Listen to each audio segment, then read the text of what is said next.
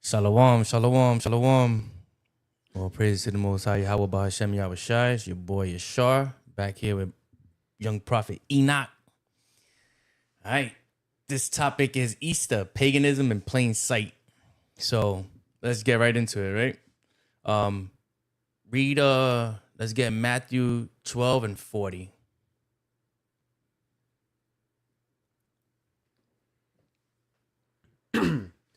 This is the book of Matthew, chapter 12, verse 40. For as Jonas was 3 days and 3 nights in the whale's belly, so shall the Son of Man be 3 days and 3 nights in the heart of the earth. So 3 days and 3 nights. 3 days and 3 nights. This is coming straight out of the mouth of the Messiah, right? Let's look at something. Let's look at something. This right here, right? It says 3 days and 3 nights. Impossible from Friday to Sunday. Why is impossible? Because if he dies on Friday, right? If he dies on Friday, he didn't die in the morning. He died towards the evening, right before sundown. So that's one night. And then Saturday is 1 day and a night. And then by Sunday morning, he was already gone. So that's only 1 day and 2 nights. So it doesn't even match up with the prophecy, with the prophecy that he gave, right? So let's go back to that. This is the book of Matthew, chapter 12, verse 40. For as Jonas was 3 days and 3 nights in the whale's belly, so shall the Son of Man be 3 days and 3 nights in the heart of the earth. So Good Friday to Resurrection Day, or what they call Easter, it wouldn't add up. It wouldn't make 3 days and 3 nights. All right. That's just, it is what it is, right? Now there's another thing. There's something else that's wrong with that whole Easter thing, And the reason what's wrong with it is that the Resurrection Day supposed to always follow Passover because he died on Passover. So 3 days after Passover supposed to be the Resurrection Day. But when you look at Easter, it's never always following Passover. It's always on its own thing, right? And let's show you that, it's supposed to follow Passover. Let's go to Matthew 26. We're going to go to Matthew 26, and we're going to start with verse 17. So read it if you got it. This is the book of Matthew, chapter 26, verse 17. Now the first day of the feast of unleavened bread, the disciples came to Jesus, saying unto him, Where wilt thou that we prepare for thee to eat the Passover? So they're getting ready to eat the Passover, right? Go ahead. And he said, Go into the city to such a man, and say unto him, The master saith, My time is at hand. I will keep Passover at thy house with my disciples. Right. Next verse.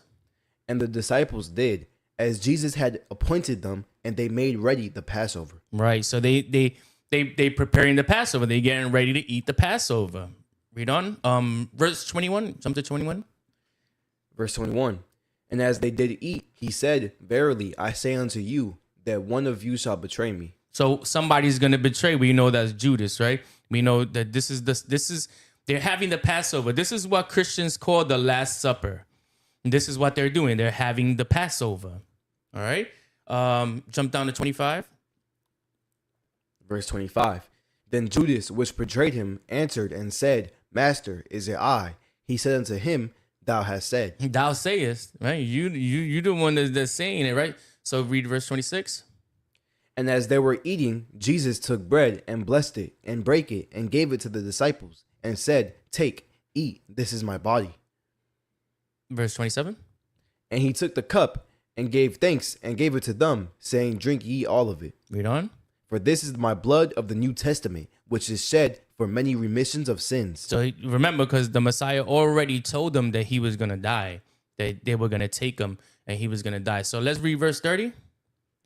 And when they had sung an hymn, they went out into the Mount of Olives. So after they ate the Passover, they celebrated, then they went out, they left, right? So let's read verse 31. Then saith Jesus unto them, All ye shall be offended because of me this night, for it is written, I will smite the shepherd, and the sheep of the flock shall be scattered abroad. So what he's saying is, he's the shepherd, he's going to die, and his flock is going to be scattered, right? Read on. But after I am risen again, I will go before you into Galilee. So he's saying, now when I resurrect, when I come back to, when I resurface, right? Then I'm going to see you in Galilee. Read verse 34. Jesus said unto them, Verily I say unto thee, that this might before the... This night. It says this might. All right, so it says, Jesus said unto them, Verily I say unto you, that this night before the cock crow, thou shalt deny me thrice. So he's telling Peter that when tonight, Peter's going to deny him, because that's when he gets caught, right? Let's read verse 36. Then cometh Jesus with them unto a place called Gethsemane, and said unto the disciples, Sit ye here, while I go and pray yonder. So remember, they outside now. It's still Passover night. And now they outside. Jesus wants to pray. So Jesus tells them, go stay over there and let me pray, right? Jump down to verse 46. Verse 46. Rise, let us be going. Behold, he is at hand that doeth betray me. Right. So that means Judas is coming with the other people. Read on.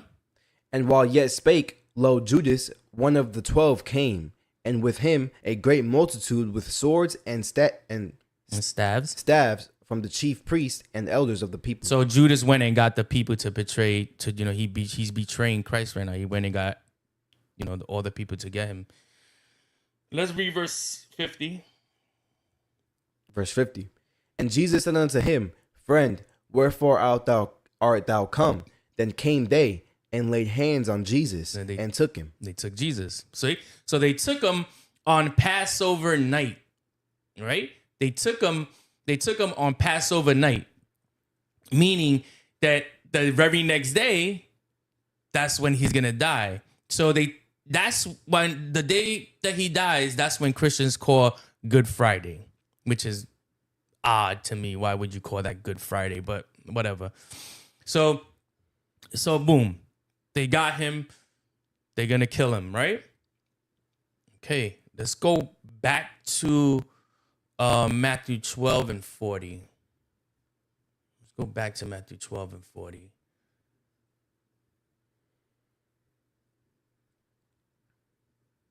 Yeah, read this it is the book of Matthew, chapter 12, verse 40. For as Jonas was 3 days and 3 nights in the whale's belly, so shall the Son of Man be 3 days and 3 nights in the heart of the earth. So it would be 3 days, 3 nights after he gets killed. Good Friday, right? Good Friday to hold on real quick. Yeah, Good Friday to Sunday doesn't make 3 days and 3 nights. Okay? So we showing you that it was Passover that he died, and then 3 days after Passover, he was supposed to rise. Christians, they don't do Good Friday right after Passover. That's not that. What? I'm gonna show you. Watch me show you this, and then you're gonna see what I'm talking about. Watch. I'm gonna show you a calendar, right? I'm gonna give you a calendar. And watch this.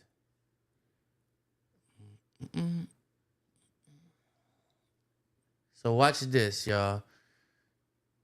This is a calendar, right? This is April 2025. So this is last year's calendar. Right here on April 12th was Passover.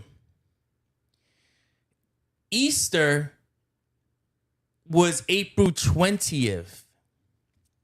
That's 8 days after Passover. How is that the day of resurrection? Come on, man. It can't be. There's no way it can't be. You can't have a resurrection day 8 days after Passover. That's not even prophecy. His prophecy was 3 days, 3 nights, not 8 days. Right? You want to see something that's even crazier? Watch this. I'm going to go to 2024. Right? 2024. Yo, look at this. 2024. Passover was April 22nd. And Easter was March 31st. So the resurrection day was before Passover. How is that even possible? See that? Totally off. Totally off, right? Okay, cool. So let's move on, right? Let's move on. Let's get, because we're gonna start to show you what this whole Easter thing is about. All right? Let's get Jeremiah, and let's get chapter 7 and verse 18. This is the book of Jeremiah, chapter 7, verse 18. The children gather wood, and the fathers kindle the fire, and the women knead their dough to make cakes to the Queen of Heaven, and to pour out drink offerings unto gods, that they may provoke me to anger. Read it again. The children gather wood, and the fathers kindle the fire, and the women knead their dough to make cake to the Queen of Heaven, and to pour out drink offerings unto other gods. To pour. Oh, my bad. To pour out drink offerings to other gods, that they may provoke me to anger. So we see that the Israelites at one point in time, they were worshiping a pagan goddess, and that pagan goddess was called the Queen of Heaven, right? Okay, let's go to Jeremiah 44. Jeremiah 44 and verse 19.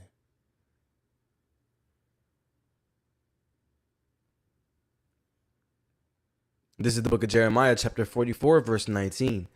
And when we burnt incense to the Queen of Heaven and poured out drink offerings unto her, did we make her cakes to worship her and pour out drink offerings unto her without our men. You see that? So the women, they were worshiping the Queen of Heaven. Of course, what is that? Like a feminist movement, right?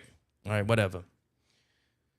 I'm just showing you that how Israelites was worshiping somebody called the Queen of Heaven, right? But let's not move. Let's go back to Jeremiah 7 and verse 18, and look what it says, right? Let me see if y'all can see this. So it says queen, right? For the Queen of Heaven, queen. Then when we come down, we read a little bit, right? And it says Jeremiah equals Queen of Heavens, a goddess. Identification dubious, perhaps Ishtar. Do you see that? Y'all see that? Ishtar, right? Perhaps Ishtar.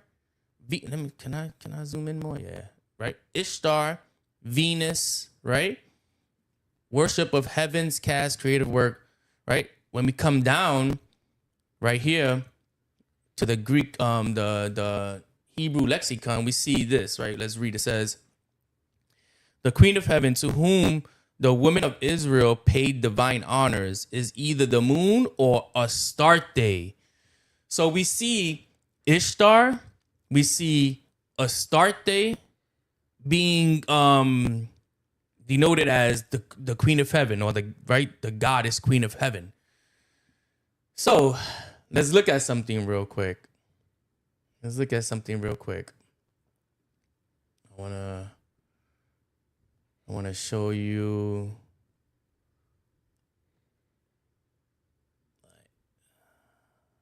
So watch this, right? Astarte. Astarte is a major ancient Near Eastern goddess of fertility, sexuality, and war. Right? Worshipped heavily by the Phoenicians and Canaanites as a queen of heaven. As a powerful deity, she represented the dual capacity for creation and destruction, with roles blending with goddesses like Ishtar, Isis, and Aphrodite. So these goddesses, they're all the same. Ishtar, Astarte, Isis, they're all the same. They're all the same goddess. It's just different regions. They just come from different regions, but they're the same goddess. Look at this. I'll prove it.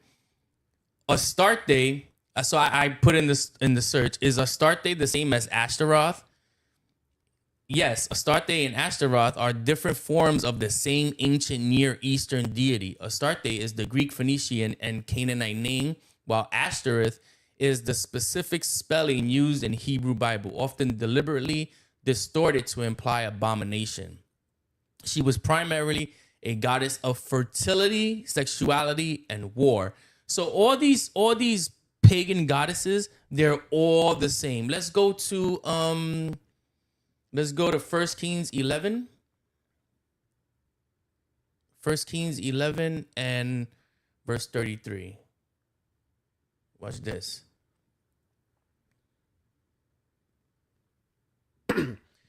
This is the book of 1 Kings, chapter 11, verse 33. Because that they have forsaken me and have worshipped Ashtaroth, the goddess of the Zidonians. You see? Chemos, the god of Moabites, and Milcom, the god of the children of Anunon. Aben. And have not walked in my ways, to do that which is right in mine eyes, and to keep my statutes and my judgments, as did David his father. You see?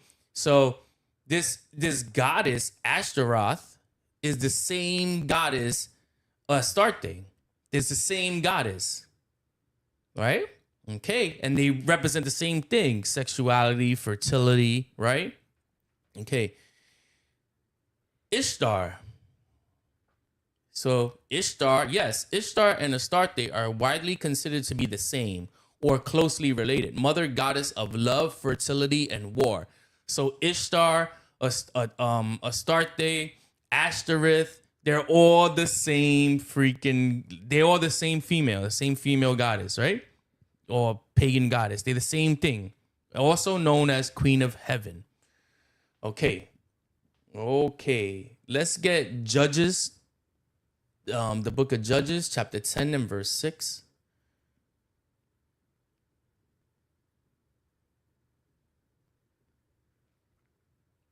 This is the book of Judges, chapter 10, verse 6. And the children of Israel did evil again in the sight of the Lord, and served Baalim and Ashtaroth, and the gods of Syria, and the gods of Zidon, and the gods of Moab, and the gods of the children of Ammon, and the gods of the Philistines, and forsook the Lord and served not him. You see? So again, Ashtaroth is being mentioned, right, as being worshipped. So they worshipped these pagan goddesses, so-called, right? So-called goddesses that these, that the other nations put on them. Okay. Let's go here.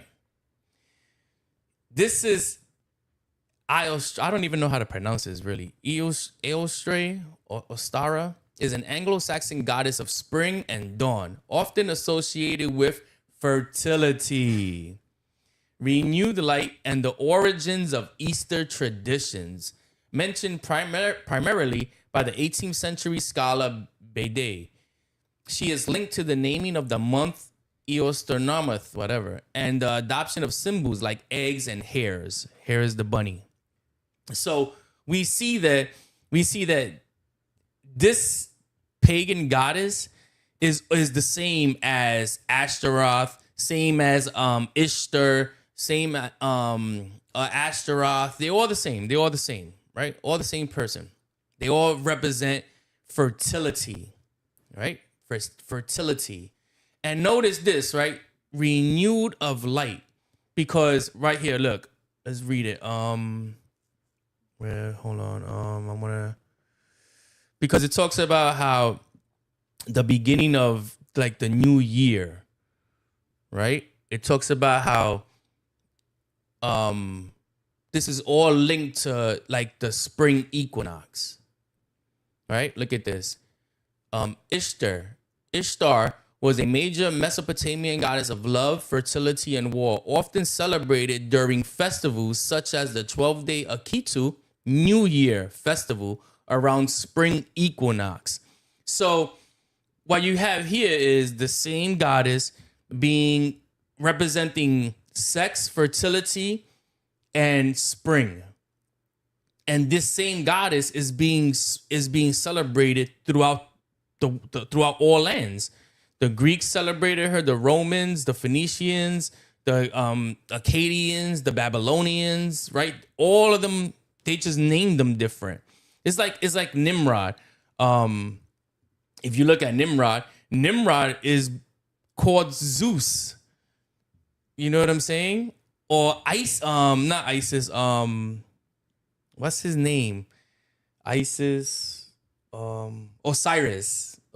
So you see, you have Zeus and Osiris is the same freaking person, just different regions, different pagan gods. And so so they'll like what they'll do is the Romans will come into Babylon, let's say, for example, right? Just as an example.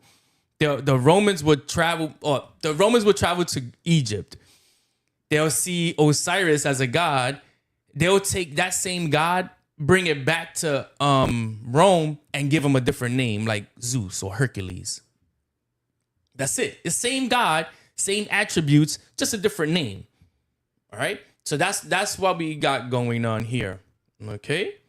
So now we see that we have a pagan goddess being worshipped as a fertility goddess and as a new year, bringing in the new year, right? The spring equinox.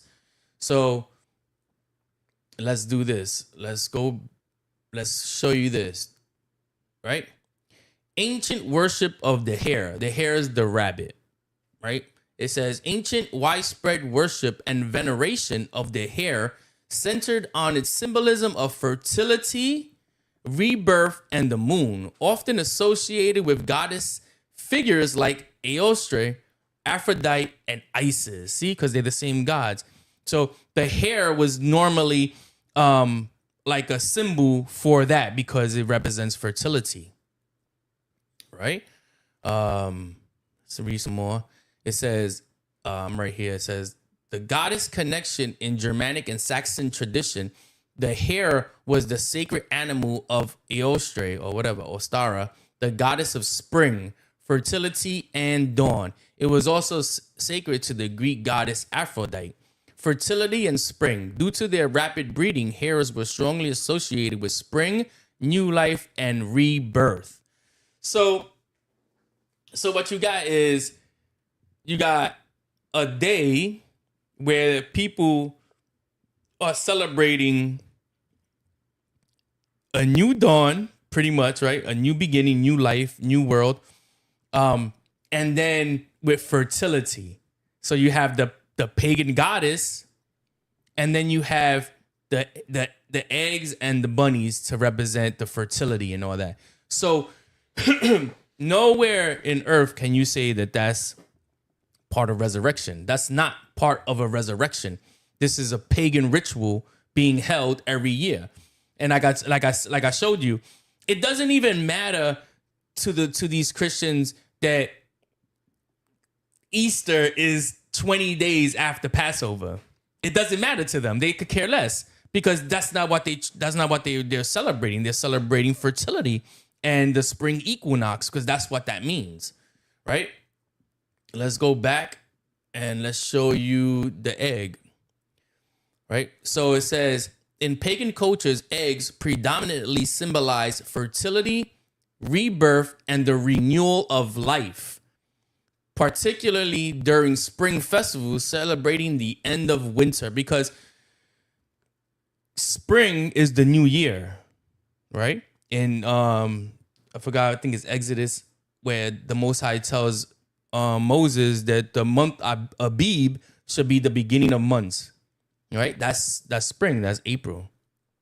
So it's the beginning of the year. So I'll read it again. In pagan cultures, eggs predominantly symbolize fertility, rebirth, and the renewal of life, particularly during spring festivals celebrating the end of winter, and is associated with deities like Ostara or Esther. They represent the cosmic egg of creation in various ancient traditions and were decorated to honor the sun and fertility. So when you see eggs on Easter, is representing fertility. That's it. The rebirth of the world, the springtime. Look, it says rebirth in spring. Eggs represented the earth's rebirth after winter and were a symbol of fertility and new life. You see? So you take in pagan aspects and stuff like that, and you just fusing them together to make what you call Easter, and then trying to say that this represents the resurrection of Christ. It's all paganism. That's all it really is. All right. So now I want to show you something. So we see that on the Passover was when Christ died, right? Let's go to Luke 22:15. And we're gonna show that. Luke 22. This is the book of Luke, chapter 22, verse 15. And he said unto them, with desire, I have desired to eat this Passover with you before I suffer. You see, he's eating the Passover before he dies, right? Matthew 12 and 40 one more time.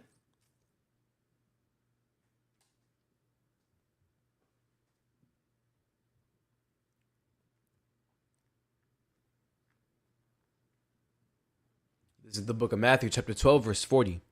For as Jonas was 3 days and 3 nights in the whale's belly, so shall the Son of Man be 3 days and 3 nights in the heart of the earth. You see? So right after Passover, you're supposed to give it 3 days, 3 nights, and then is the day of resurrection. Right? Okay. So let's show you. So we already know that Easter is a pagan holiday. It is what it is. It doesn't even follow Passover. It's always different, and it's always on its own time when it comes to Passover. It doesn't. If it's the real day of resurrection, it's supposed to always follow Passover. Always, always. Now, if Easter is what they call the resurrection day, right? Then we should be able to see that in the Bible, where they actually celebrated the resurrection day, but we don't. But you know what we do see? We see them celebrating high holy days in the New Testament. Watch. Let's go to John and go to 10 verse 22.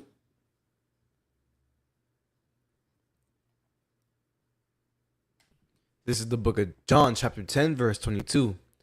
And it was at Jerusalem, the feast of dedication, and it was winter. You see? The feast of dedication, right? All right. Let's look at another one. Let's go to John 7 and let's go to verse 2. John 7 and 2.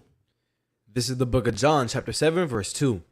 Now the Jews' feast of Tabernacles was at hand. So we see Feast of Dedication and we see Feast of Tabernacles.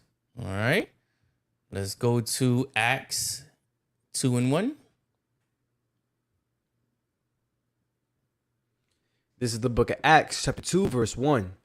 And when the day of Pentecost was fully come, they were all with one accord in one place. You see? So we see Feast of Dedication, Tabernacles, and now we see Pentecost. All right. Let's see what else. Let's go to Acts 27. Acts 27, verse 9. This is the book of Acts, chapter 27, verse 9. Now when much time was spent, and when sailing was now dangerous, Because the fast was now already past, Paul admonished them. So this fast that Paul is talking about is the Day of Atonement. That's the Day of Atonement. Let's prove that. Acts 27:9, right? What's this?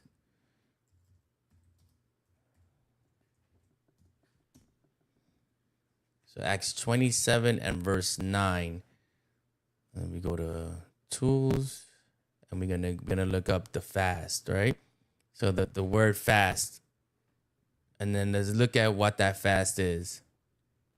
So it says a fasting. This is biblical usage. Fasting, fast, voluntary of private fasting, right?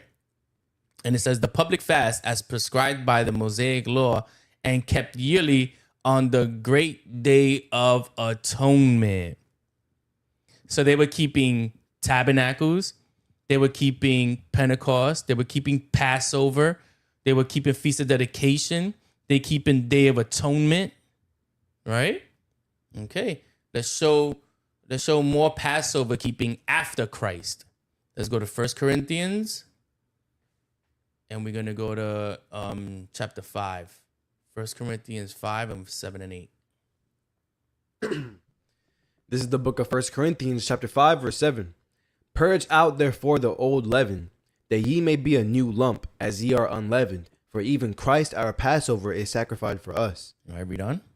Therefore, let us keep the feast not with old leaven, neither with the leaven of malice and wickedness, but with the unveiled bread of sincerity and truth. You see that? See that? So they kept the high holy days. But where is there a day of resurrection? Look at this, y'all. Acts, and we're gonna go to Acts chapter 12. And we're going to go to verse 4. And watch this, y'all. This is the book of Acts, chapter 12 and verse 4. And when he had apprehended him, he put him in a prison and delivered him to 4 quaternions of soldiers to keep him, intending after Easter to bring him forth to the people. Read it again. Quaterni. That word is weird. And when he had apprehended him, he put him in prison and delivered him to 4 quaternions of soldiers to keep him, intending after Easter to bring him forth to the people. So you see how it says Easter? So right away, people will be like, oh, you see? They were celebrating Easter. No, they weren't. Not at all. That's. I'm going to show you something. Watch me show you something right now. Let me stop this. Let me show you something. I can show you Blue Letter, but I want to show you watch. Where is it? Maybe I should have just showed the Blue Letter. You know what? Let me just show you Blue Letter.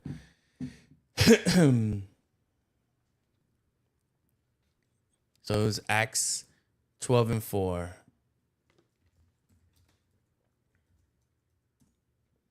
Acts 12 and 4. Tools. Come on. Tools.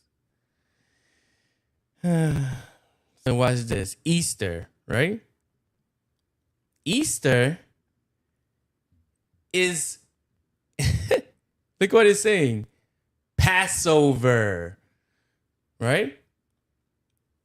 So it says the Paschal sacrifice, which is accustomed to be offered from the people's deliverance of old from Egypt. The Paschal lamb, the lamb the Israelites were accustomed to slay and eat on the 14th day of the month of Nisan, the first month of the year. In memory, right? In memory of the day on which their fathers, preparing to depart from Egypt, were bidden by God to slay and eat a lamb and to sprinkle their doorposts when its blood, with his blood, that the destroying angel, seeing the blood, might pass over their dwellings. Christ crucified is likened to the slain Paschal lamb, the Paschal supper, the Paschal feast, the feast of Passover. See that? So it says Easter, but it's really Passover. And let me read you something. This is out of the Zondervan Bible Dictionary. And it says Easter, rendered Easter to Acts 12:4, but correctly translated Passover in ASV. So what you have in Acts 12:4, when it says Easter, what you have is a misinterpretation.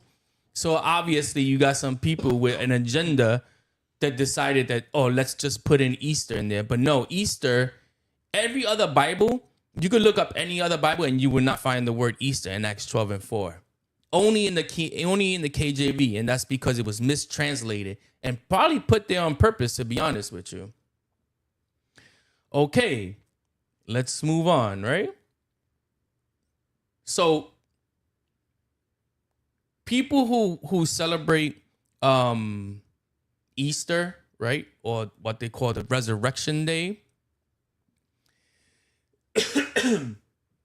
right, you're supposed to eat lamb, but they tell you you're not supposed to eat because it's Good Friday, whatever. Anyway, whatever. So if you look at the Christians that say they follow the Resurrection Day, one thing they don't do is follow Passover. They'll celebrate Good Friday, but they won't celebrate Passover. That's crazy. That is really crazy. Watch this. Let's go to 1 John. Go to 1 John chapter 2. I'm going to read 5-6. This is the book of 1 John chapter 2 and verse 5. But whoso keepeth his word, in him verily is the love of God perfected. Hereby know we that are we in him. Right. Hereby know we that we are in him. Read on. He that saith he abideth in him ought himself also so to walk, even as he walked. So we supposed to walk like Christ walked. Christ kept Passover. We supposed to keep Passover. Paul taught you this in Corinthians. Right? You're supposed to keep the feast. You didn't see Paul saying, oh, we're not supposed to keep Passover. No, Paul was like, yo, we got to keep the Passover. Because that's what Christ did. Right? Let's go to 1 Peter. And we're going to go to 2:21. And we're going to read to 22. This is the book of 1 Peter chapter 2, verse 21. For even hereunto were ye called, because Christ also suffered for us, leaving us an example that ye should follow his steps. Should follow his steps. We should follow his steps. What he did, we should do. Go ahead. Who did no sin? Who did no sin. 1 John 3:4. Sin is the transgression of the law. Go ahead.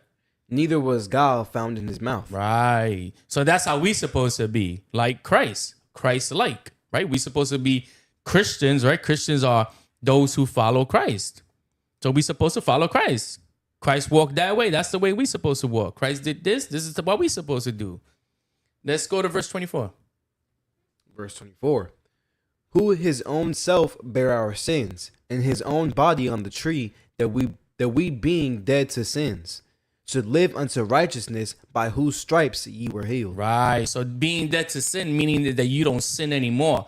And you live unto righteousness, meaning that now you keep the commandments, because our righteousness is the commandments. That's Deuteronomy 6:25. See that? Come on, y'all. So now let's show one more scripture showing how they kept Passover celebration, right? Let's go to 1 Corinthians. Again, we're going to go to 1 Corinthians 11 this time. So 1 Corinthians 11, and we're going to start at verse 23 to 26. This is the book of 1 Corinthians chapter 11, verse 23. For I have received of the Lord that which also I delivered unto you, that the Lord Jesus, the same night in which he was betrayed, took bread. Read on. And when he had given thanks, he brake it and said, Take, eat, this is my body, which is broken for you. This do in remembrance of me. So wait, do this in remembrance of me. So if you're not celebrating Passover, yo, bro, if you're not celebrating Passover, how are you doing what he said? He said, take this bread and eat it in the remembrance of me. That means that every time you celebrate, you're supposed to be celebrating Passover. You're supposed to be eating that bread, that lamb. You're supposed to be doing it in honor of Christ. Read that again. Read it again. This is the book of 1 Corinthians chapter 11, verse 24. And when he had given thanks, he brake it and said, take, eat. This is my body, which is broken for you. This do in remembrance of me. Do this in remembrance of me. So if you're not eating that Passover meal, you're not doing it in remembrance of Christ. You're basically rejecting what he said. So how can you be a follower of Christ if you're not doing verse 24? Read verse 24 one more again. This is the book of 1 Corinthians chapter 11, verse 24. And when he had given thanks, he brake it and said, take, eat. This is my body, which is broken for you. This do in remembrance of me. Do this in remembrance of me. Read on, verse 25. After the same manner, also he took the cup when he had supped, saying, this cup is the New Testament in my blood. This do ye as oft as ye drink it in remembrance of me. So the meal, you're supposed to eat the bread, the lamb, and drink the wine in remembrance of him. So if you're not celebrating Passover, you're off. You don't even care about the Messiah. Excuse me, read verse 26. Verse 26.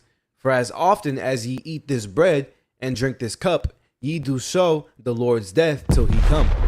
Jeez. So you're supposed to eat it. You're supposed to eat the Passover until Christ comes back. You're supposed to do that every year. Instead, being a Christian, you don't. Man, y'all are jokes. For real, I'm sorry, but y'all are crazy. Y'all are jokes. But anyway, I think I gave you enough information about Easter, how all of those pagan goddesses from all those lands represent the same thing: sex, fertility, and the new beginning, right? And then we showed you how the rabbits and the eggs represent the same thing: fertility and that spring equinox, new beginnings, right? So Easter is without a doubt a pagan ritual. It's a ritual. It's a pagan festival where you honor a pagan goddess. Whether you believe it or not, you're worshiping a pagan goddess and you're doing nothing for Christ. Because why? Instead of celebrating Passover, you celebrated Good Friday. That's not even in the Bible, right? You don't see nobody celebrating something called Good Friday in the Bible. They nothing like that. You don't even see them doing Resurrection Day. Come on, man. Yeah, I know. Most families don't be trying to hear it. Most families, what they do is say, we've been doing it all our lives. You know, I'm Christian. I'm Christian. That's what we do. Like, you stupid. You don't even freaking read the Bible. Like, learn. Like search it up. But yeah, I don't know, man. So I think I gave y'all enough information. I don't want to beat a dead horse, but you know, with that, I'm gonna say make sure you hit the like button and share. And Shabbat Shalom. Stay prayed up. Pray for each other. You know what I'm saying? And do good by each other. All right, y'all? So with that, I'm going to say Shalom.